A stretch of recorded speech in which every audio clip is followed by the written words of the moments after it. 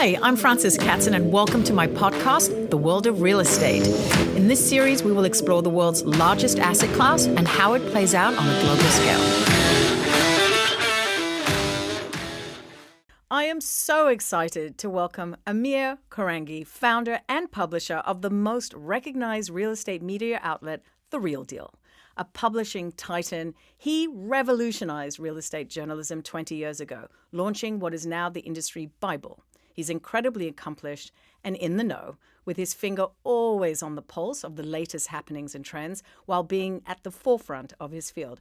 Amir, I'm so happy you're here today. Thank you for coming on the show.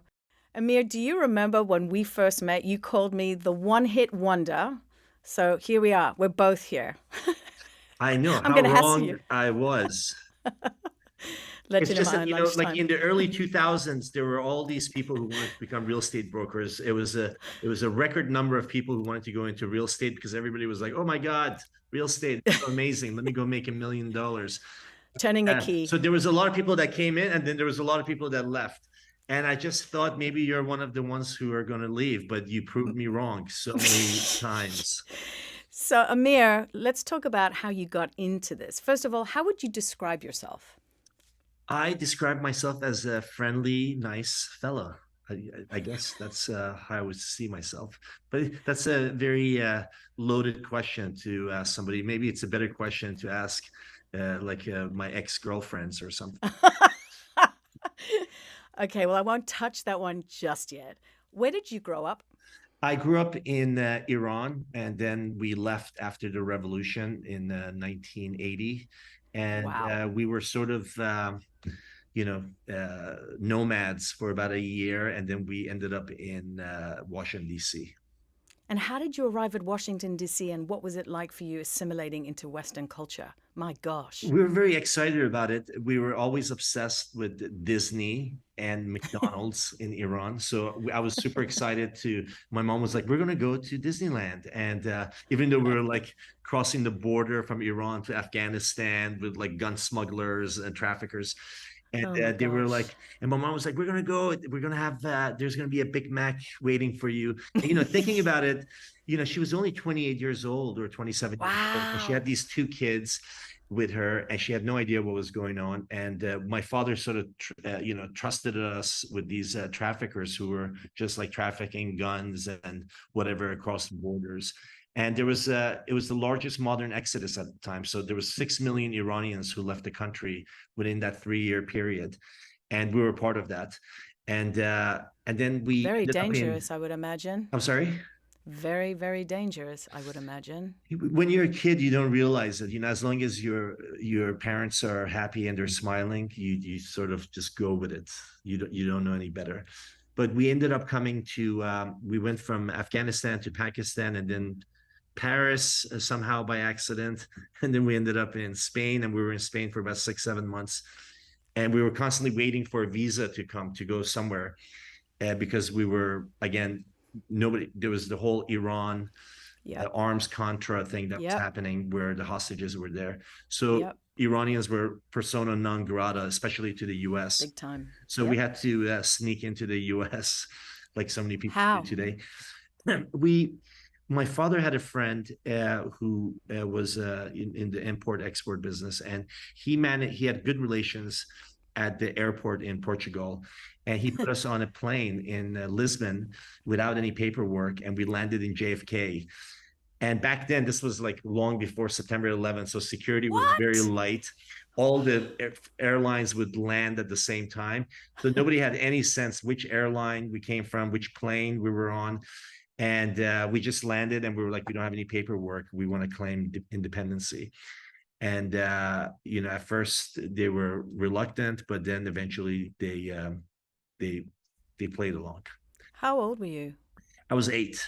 I was eight, Do you eight and remember a half it? years old. Yeah, Do you remember it? yeah, Wow. yeah. That's How has that shaped you now in terms of when you think back to that time?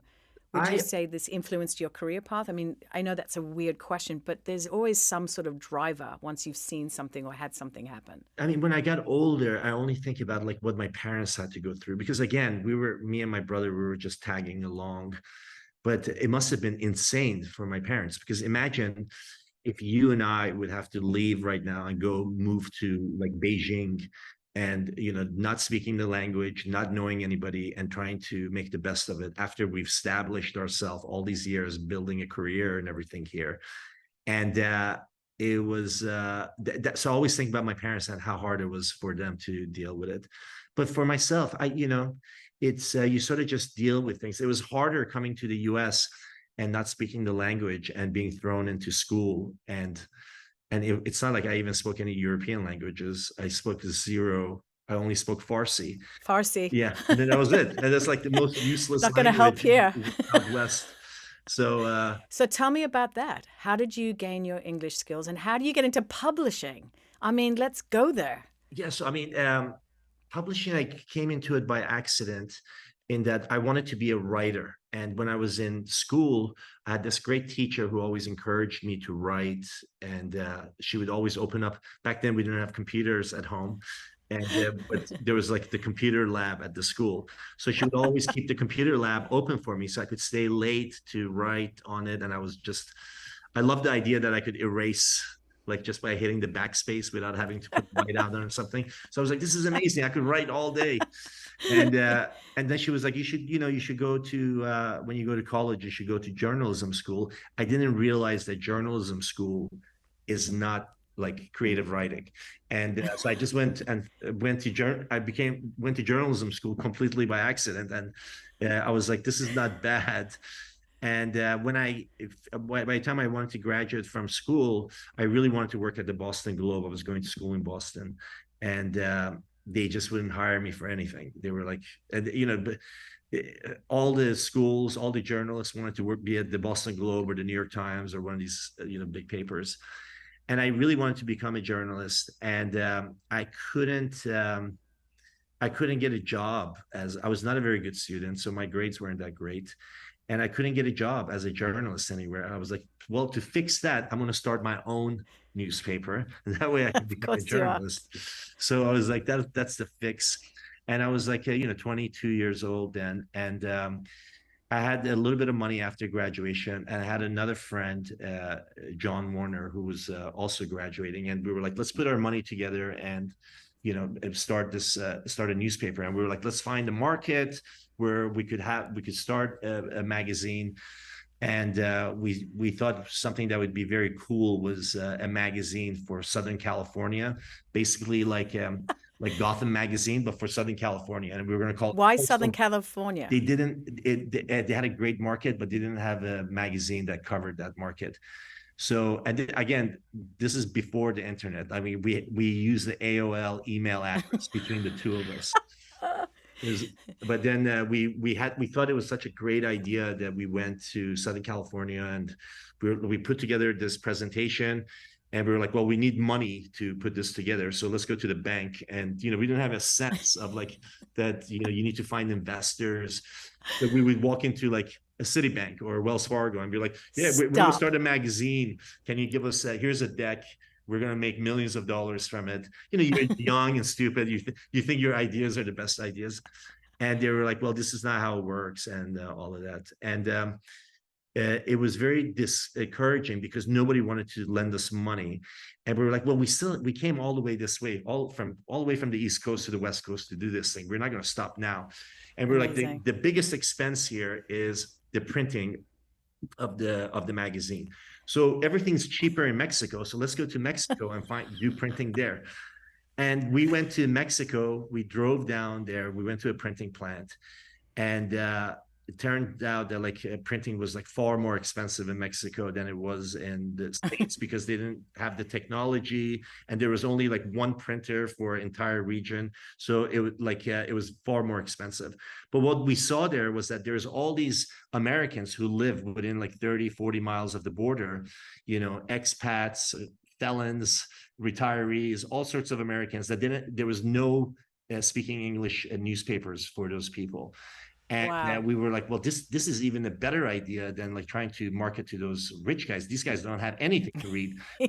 Like you had all of these people who lived there, and 90% of them didn't even speak Spanish. So all the Spanish news was useless to them. So we were like, what would be great is to do a weekly newspaper for this audience and just translate local news into English and put it out there. So we started Wow. south of the border, Gringo Gazette, and we there was a Green cookies. and we still had a printing issue, and there was this woman who had inherited she was a terrible drunk, she had inherited a printing plant from her like ailing husband. And of course, you would find this person Well, we in went to all every of. printer. We went to every printer in Long Beach and in Southern California, trying to get somebody to allow us to print on credit. And she was the only one that was like, I love this. I have 2 houses in Mexico. This is a great idea. I'm going to give you guys, I'm not going to give you one issue. I'm going to give you 2 issues on credit because it takes a while to get Wow. business.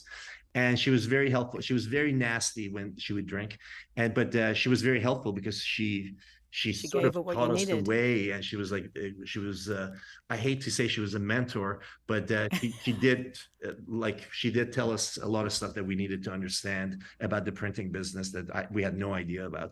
So she was very resourceful in that way.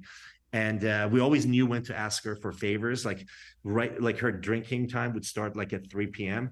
That's when she was like right before drinking. That's when she was at her best mood. So whenever we needed to ask for an extension or anything, we would have to catch her like at 2:50. That's like when she was like at her best mood.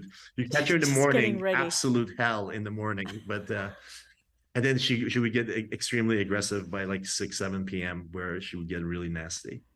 Wow. So you really had to time your calls. Yeah. Yeah. And you weren't available when she made those calls, I'm sure. Oh, boy. So she gave you a line of credit for these 2 issues. And Yeah. what happened? So we went and immediately we saw that all the businesses, the Mexican businesses and the American businesses, were trying to target the Americans. So it was Wow. very easy to get advertising, surprisingly easy. And So you got like AT&T and all of these yes, guys yeah. jumping So in? in our first issue, we Amazing. had MCI. MCI is no longer around, but it Wow. was a major telecom company. But we had Yes. MCI, we had Caliente, which is a big gambling organization in Mexico, and like all sorts of major brands and we were like, yes, a full page ad is $1,500, and they wouldn't even blink, and we were like, oh my God, we've made it. And so we started getting advertising, and the first issue was flat to profitable, and then by the second, third issue, we were fully profitable. It was great. And so, okay, so you've done that. And then what happens next? And then it was weird. This was during NAFTA, and Yep. so for every 1 American employee in Mexico, we had to have 9 Mexican employees. And but Mexican employees were incredibly cheap in Mexico. Like you could hire people for like $9 a day or $6 a day or something. So our distribution was amazing. So we would hire all of these people for like $5, $6 a day to do distribution. And the magazine, we had it at every doorstep. It was a newspaper, but we had it at every doorstep. We had it at every shop. So because we had to hire 18 employees by law to be able to do it. And then another thing was that it was very they wouldn't allow us to print it because it was a newspaper. They wouldn't allow us to print it outside of Mexico and then bring it in because they didn't want propaganda to come in, which is China also has the same sort of rules. I'm sure other countries also have that. And so we would print 20, 25,000 copies. And we would have to put it in a U-Haul from Long Beach, California, and drive it into Mexico. And after about 7, 8 months, it started to take a toll on us. And Carrie, who owned the printing house, she became obsessed with our newspaper because she loved Mexico. She had 2 homes, one in Baja and one somewhere else. And she had a plane. So she was like always going to Mexico. She was like, you know what? I want to buy this paper from you guys, and I want to write all the food reviews. So she ended up buying the paper. And believe it or not, I think it's still going on. It's like 30 years into Stop. it. No, it's like at every hotel. And, I think she's still, I don't know if she's still around. I haven't been in touch with her, but the paper, I think it's still out there. So it's cool. That's wild. Okay. So was there publishing in your family's lineage? No, no. I only learned about publishing because I learned how to work PageMaker, and a lot of people won't remember PageMaker, but it was before InDesign. So with a Mac and PageMaker, you could just put together newspapers. So like what would require like 30, 40 people to design a paper, I could just sit there and design it myself. So the industry had changed dramatically, and the people who picked up on it, like me, they were able to go in there with a Mac, and the software, and be able to compete with major publications. And I feel like the same thing is happening now with AI. Like the people who adopt Yes. that technology now have a huge leverage over Yes. companies who are so slow to adopt it. We're trying to put it into every department. Are you really? Yeah, I mean, we already have it. We have 9 departments at the Real Deal. We have it in 6 of them so far. And I'm trying to figure out new, web faces for the 3 departments that we don't we haven't incorporated AI into.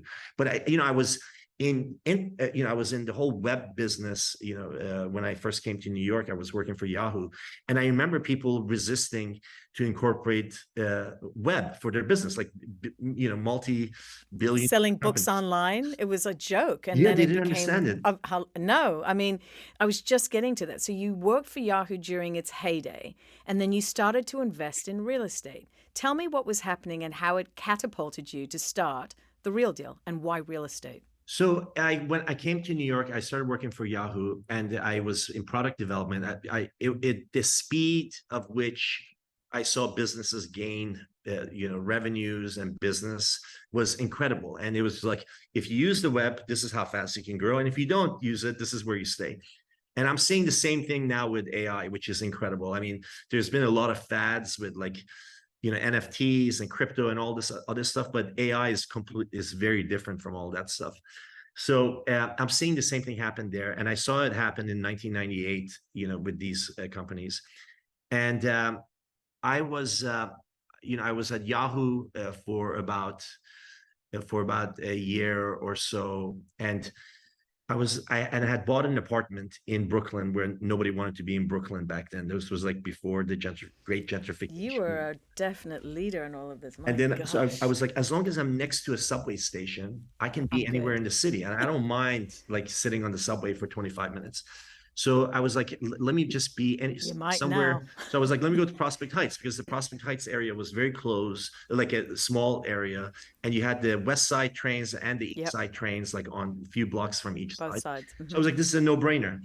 And I ended up buying a 2-bedroom there. And then I went to sell it, because after I left, when September 11th happened, it was like I didn't have a job. I was like waiting tables. I was like, Were you really? yeah, I was like, I couldn't find a job Wow. anywhere. My name was Amir.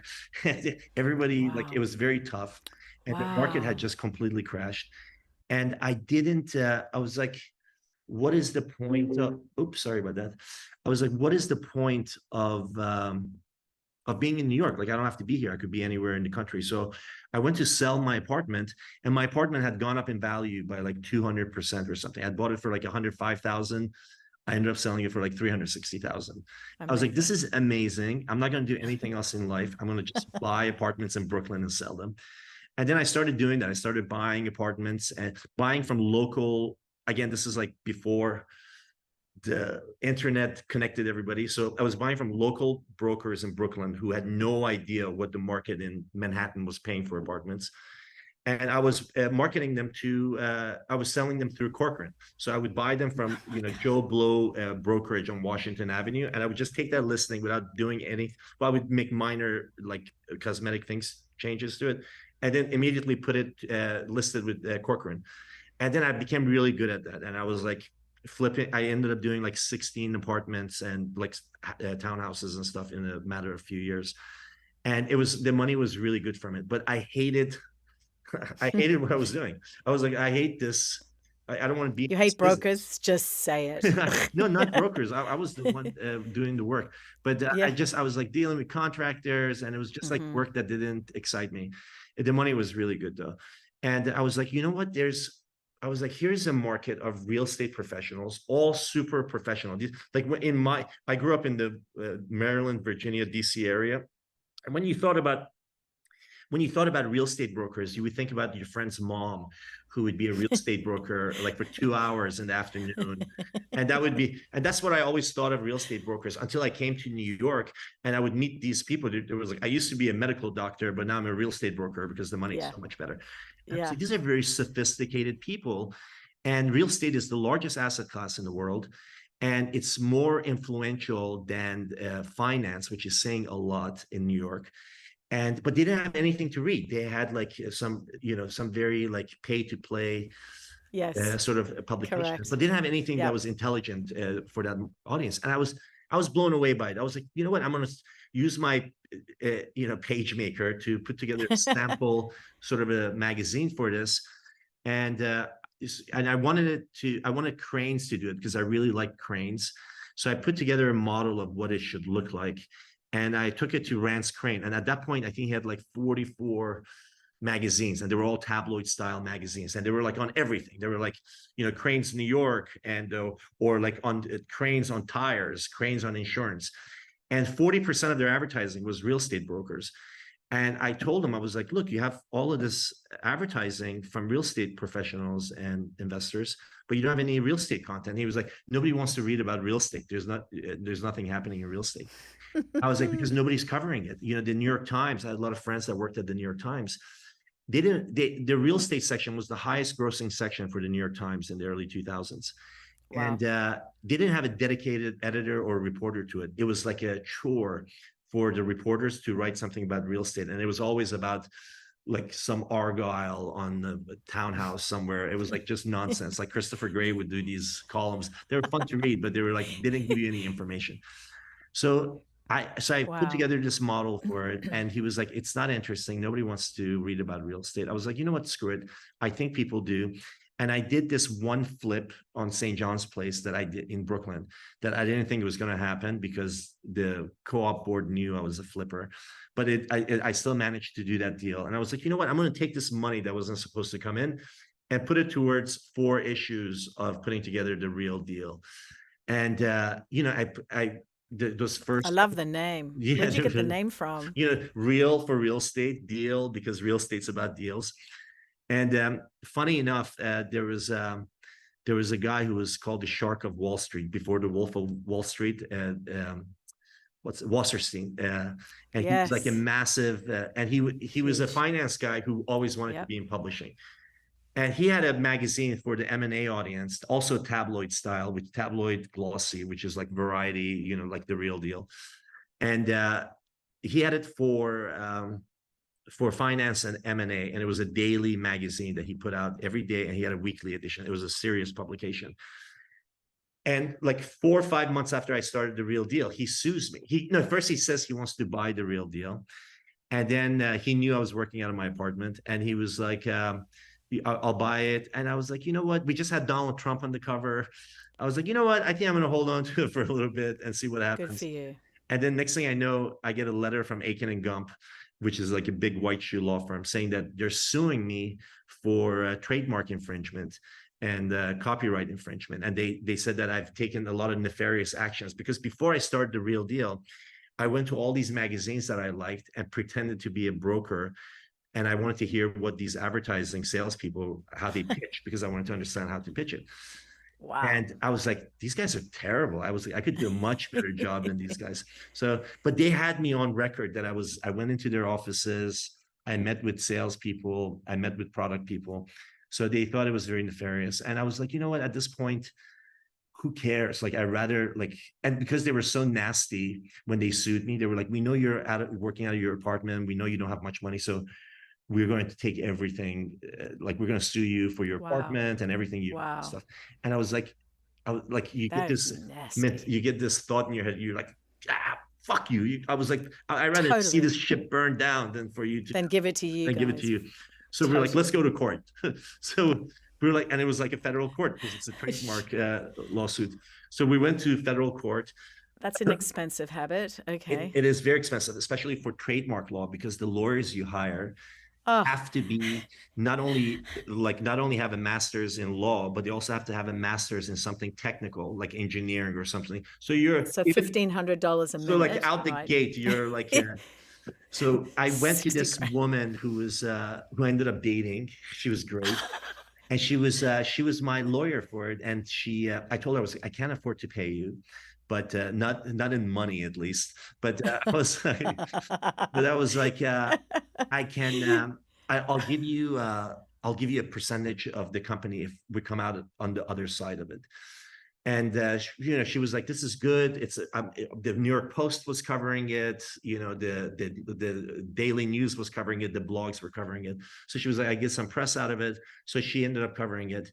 But we would go to court, and it was like a full on court case. Like we would show up, and the Aiken and Gump guys would Oh show up my with God. all these guys in amazing suits. I was like, "Wow, those guys look really handsome in those suits." And I'm like, wow. And then I would look at my attorney, and she was like reading everything off the piece of paper. I was like, we're so fucked. But yeah, there was I was at a party one time, and this is a great part about New York, because like you just go to a party and everybody's working at the Times or the Post, or like especially in the media world, everybody knows each other. So I was at this party, and then my friend who was hosting the party, he was like, "Amir, you should talk to this guy. He's the business editor at the Post. Amir is fucking Amir is screwing over Mort Zuckerman and Bruce Wasserstein all with his paper." And the guy was like, "I'm interested. How's this working?"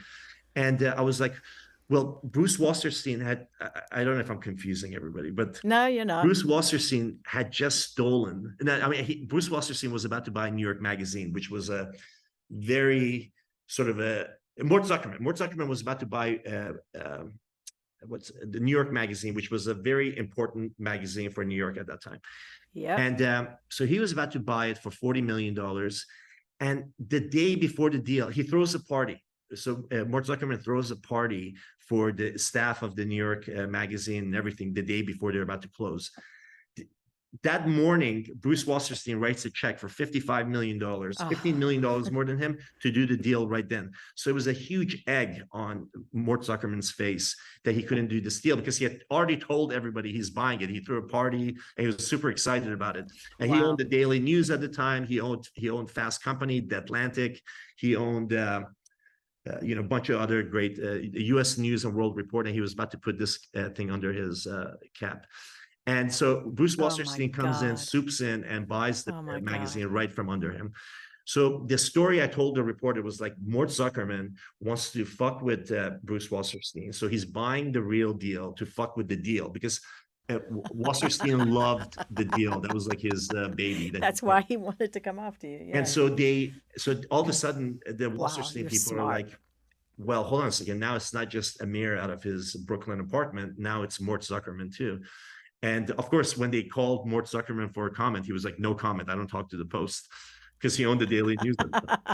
And so the Post puts out this story that Mort Zuckerman is going to buy the Real Deal to fuck with Wasserstein. So the Wasserstein people panic, and they go for a summary judgment. And we win on all accounts. And it was like an amazing win for us, which I was very excited about. And then now, how much did you get? A nice fat retribution? Nothing. So they were like, nothing. We could go. We'll dismiss everything with prejudice, which means that if I agreed not to get my legal fees, and they would agree not to come back and sue me again later down the road. Wow. And then, so I went to the lawyer. I was like, "This is amazing, this and that." And she ended up dating or marrying her partner. And she was like, "I can't be involved with you in any way. So just pay me like 80 grand and, consider it, bills paid." So I was like, "That's even better." So, she gave me a year to pay her the $80,000, and we were done. Unbelievable. It all really worked out. I really felt like God was watching me. Totally. That is I never knew that story. Wow. So, okay, so you push through with the Real Deal.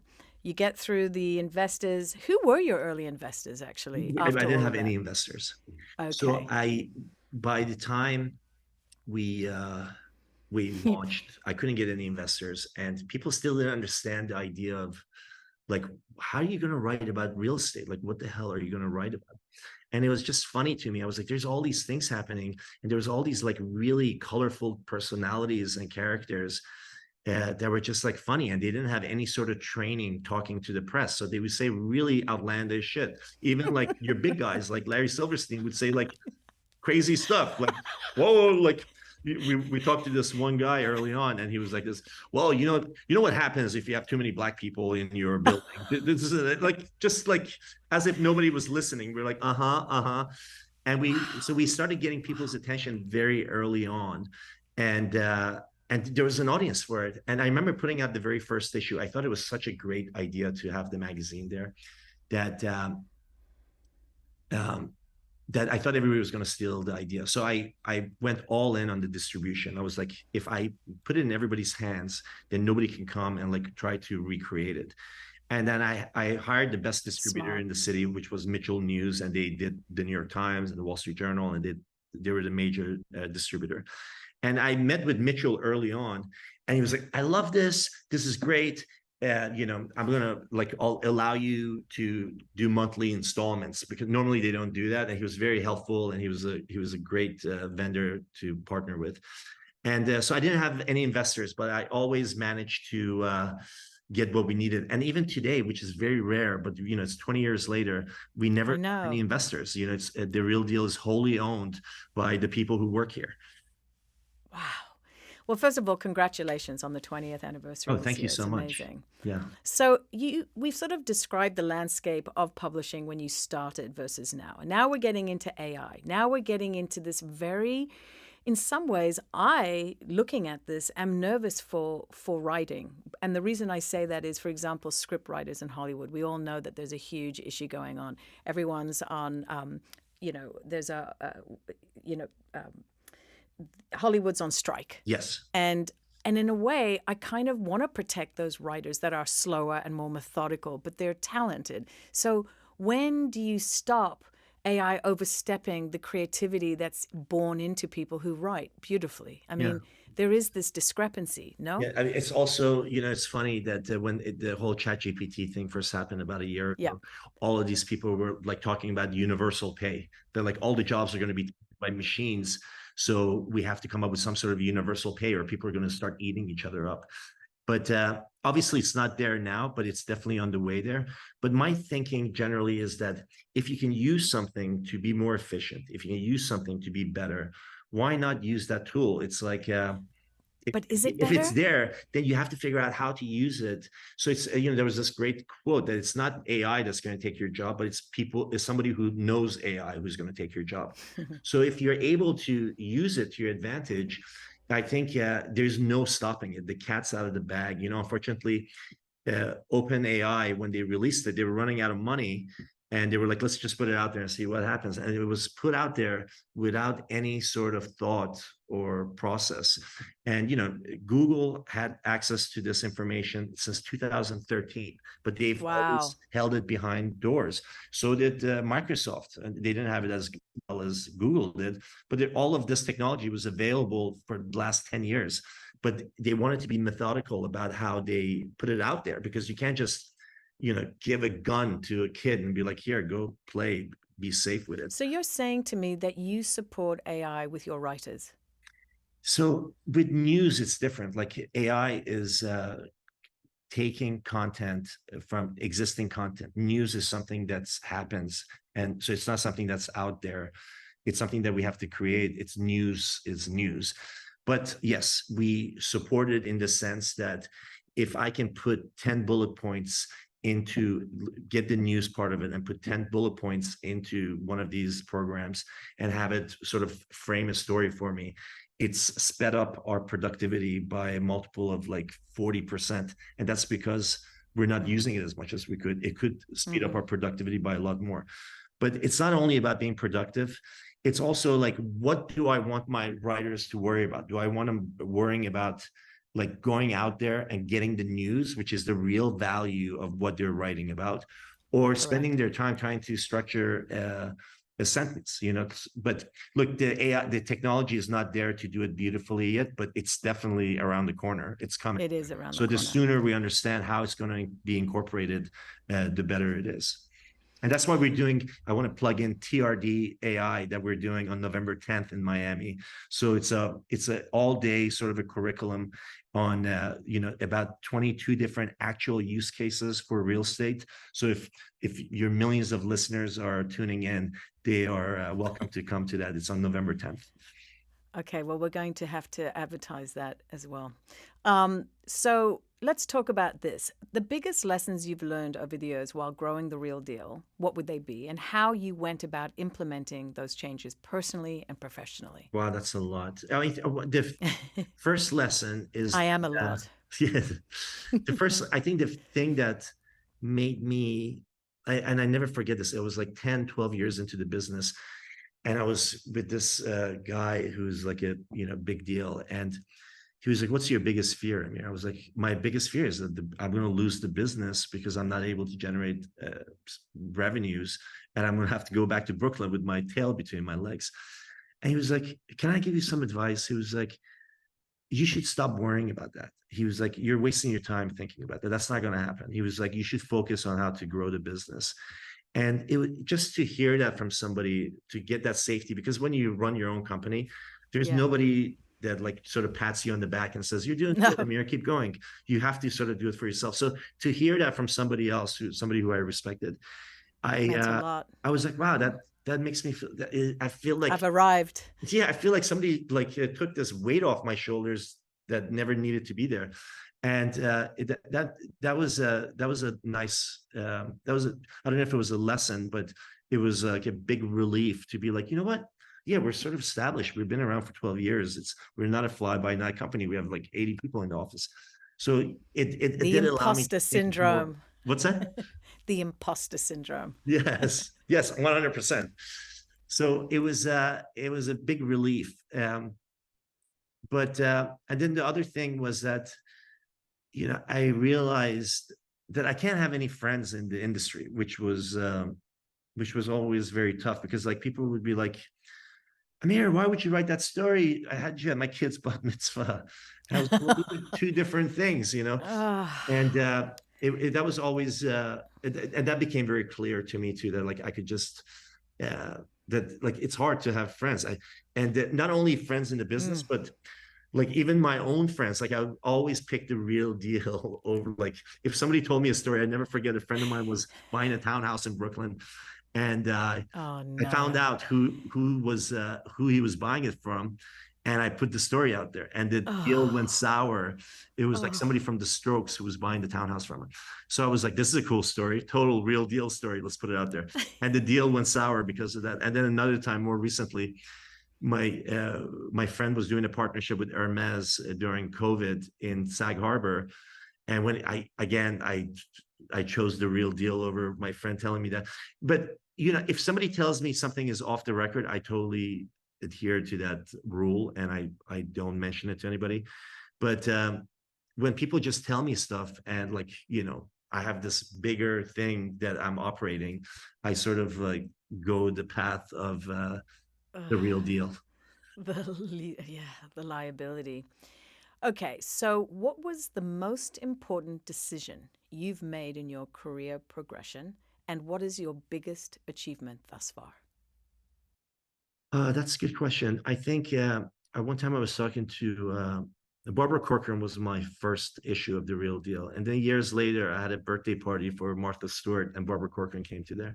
And I was talking to her, and she was like, it's crazy that you're still doing these things, and you're showing up to dinners. I was like, well, it's a dinner for Martha Stewart. It's not like some Joe Blow dinner. So I was like, "But what do you like? What did you do like when you started like growing your company? Like, what were the things that you sort of applied?" She was like, "I made a list of everything I hated about my job, like as me being part of that company." And she was like, "I focused for like 2 years removing those things, either passing off those duties to somebody else Wow. or just removing them entirely if they weren't that, if I didn't have to have them in the company, just crossing them off and just not doing that job." And she was like, "That freed me up by a lot." And I tried that exercise, and it worked out great.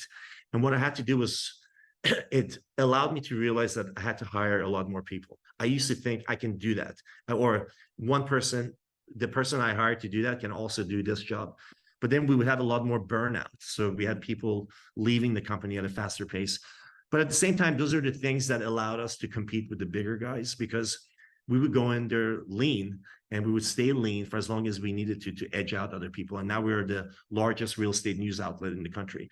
But if we had to do it the way we do it today, I wouldn't be able to afford to do it. Like, I had to do it very lean. I had to do it by doing multiple jobs.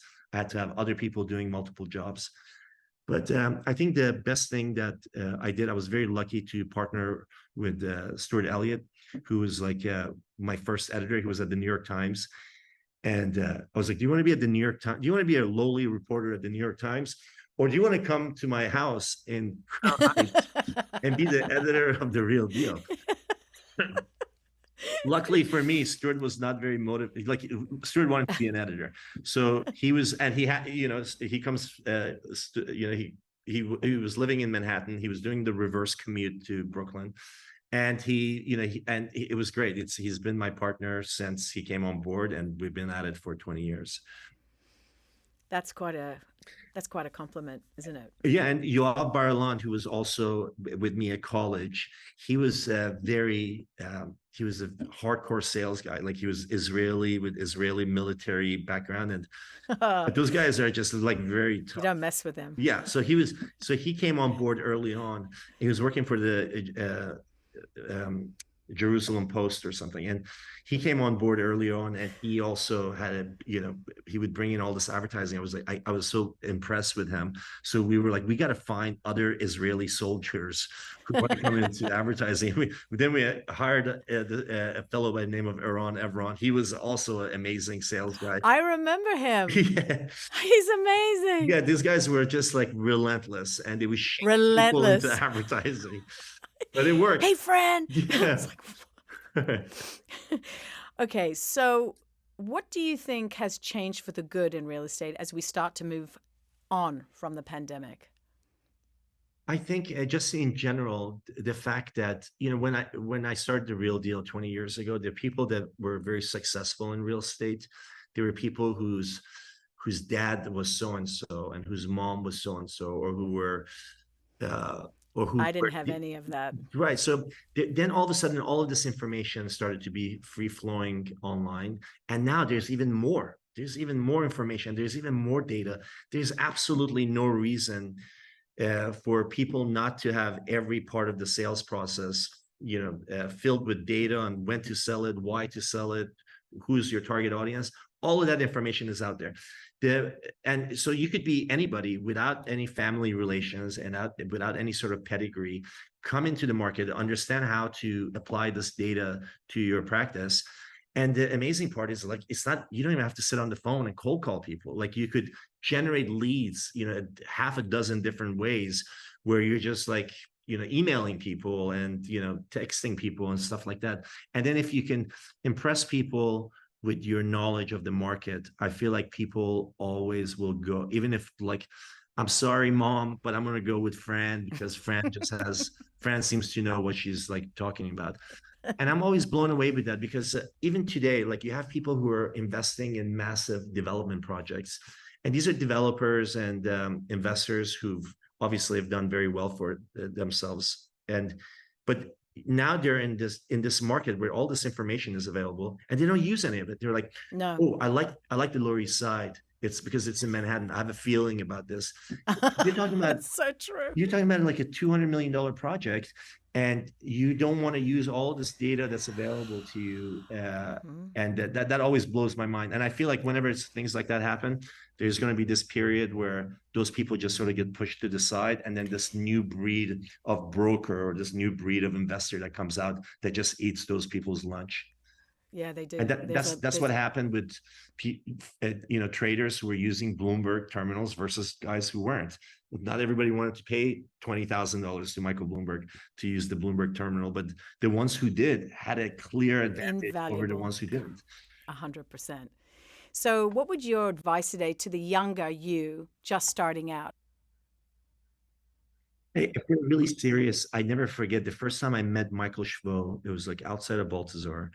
And they just profiled him in New York Magazine. And I was like, I was like, what makes you successful? Like you have no pedigree. You're like, you don't know anybody. Like, how did you become so successful in a matter of like 4 or 5 years? You're already being written about in books. So like, there was like Sky's the Limit had like an entire chapter about Michael Schpo, and this guy, everybody else. He was moving furniture Yeah, he was in moving rental furniture. moishes. Yeah. He was like, he was like, I was looking for a rental apartment. He was like, I realized how lazy all of these real estate brokers are. He was like, these guys don't work. So he was like, if I could just come into the field and work, I can succeed. And he was right, because in a matter of 4 years, he became one of the top brokers in the city. And that's saying a lot, right? So because I he had know. all of these people who were in the business for 30 years, he surpassed all of those guys up to the top within 4 years just by working. Even now, you could test it out. I'm looking for an apartment. I email people, and it takes them like 3-4 days to get back to me. Oh, it's obnoxious. I'm looking, I'm a live lead ready to buy something, and it takes you 4 days. I'm already talking to the next guy or the first guy who calls me back. And so that 100%. still exists. Not everybody goes into it. And I think the 80-20 rule is more prevalent in real estate than anywhere else, because you have that 10% or 15% that's doing all the business, and then you have 85% of people who are just there in title and name. But I think like there's, if you start out in real estate today, like there's so much information out there to make you very intelligent. You can subscribe to the Real Deal, obviously, so that you know what to talk about and what the market is doing. But there's so many events that you're always connecting with people. And I can't tell you, there's this great saying by Marcus Aurelius who says, there's no book so bad that you can't learn something from it. And I 100% agree with that. There's no dinner party that's so bad that you can't go in there and pick up some value from it. There's no conversation.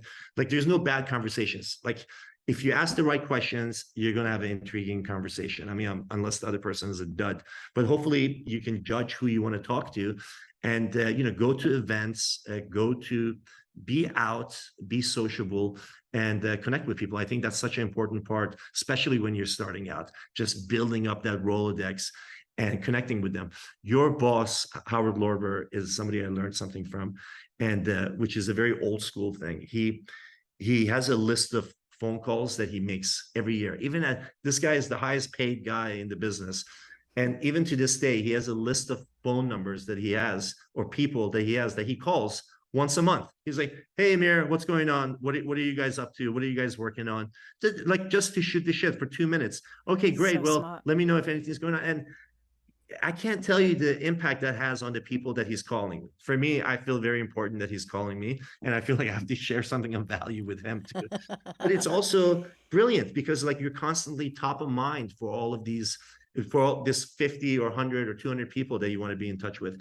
So if you're starting out, and always tell our guys, like, reach out to people and be like, hey, friend, I thought you might be interested in this article that we did. That's it. Toodaloo, you're off.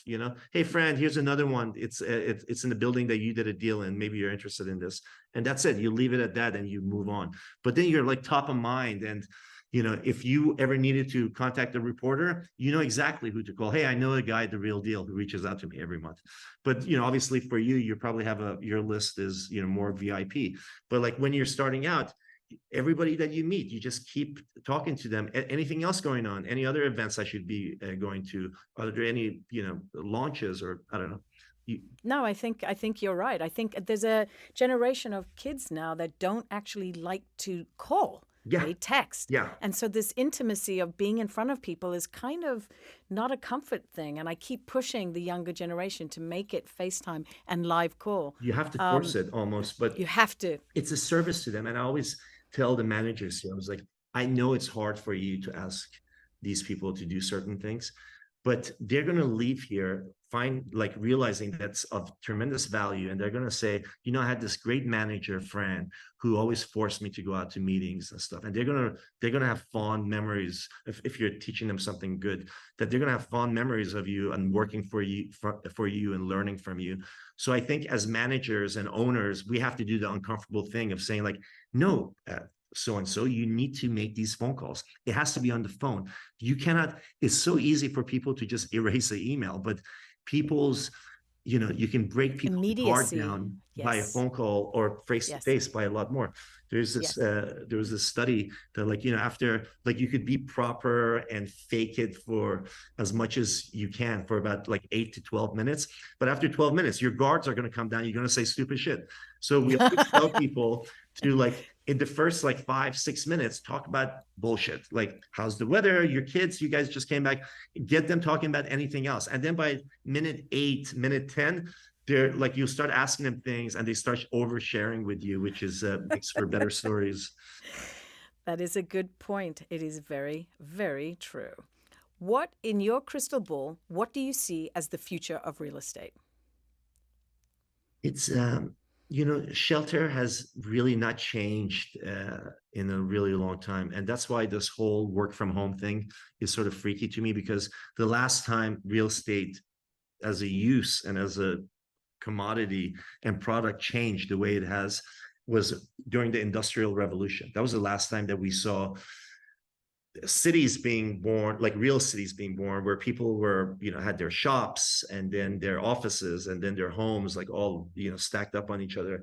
And that sort of thinking didn't really change. But like, what worries me now that I don't have a crystal ball for is that, and I don't think, a lot of people sort of try to avoid the conversation, but what worries me now is just the future of cities in general, because the fact is, like, if you take New York, for example, this is a very extreme case of it. You have 500 million square feet of office space. And there's all this talk of people coming back to space.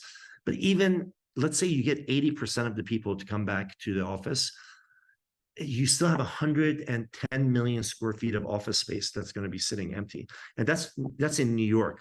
So imagine like all these other smaller cities where, they don't have so much space. And there's no reason for people to come to these core areas, like, of urban areas, because people could be everywhere. And people say they like being in the cities, and I think they do. But still, when you open up the office and you say, hey, anybody who wants to come to the office, you can come voluntarily, nobody shows up. Nobody wants to leave their house at the end of the day to come to the office, unfortunately. It's only the people, you sort of have to force them or make it mandatory for them to come to the office. And I feel like that I think office Zoom component, just did that. What's that? I think Zoom just did that. Yeah, and it's funny, and Zoom has offices. I know. They forced everyone back. They said, we're done. You're in. Sorry, keep going. We're in Hudson Yards, and all these major financial firms who are paying their people a lot of money, they have everybody back in the office. But I feel like, again, that's like sort of forced on them. And if it's not something that people just generally want to do, I don't think you're going to be able to occupy this 500 million square feet of commercial office space, which has a longer tail on it, on how it's going to impact real estate. I agree like with it's you. going to change retail.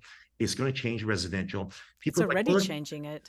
People are like, let's just convert it to residential. Well, you can't. What does it mean for the market? Retrofit add it. 100 million square, but let's say you could retrofit it. There was this report that only like 1% or 1.5% of the commercial space can be converted.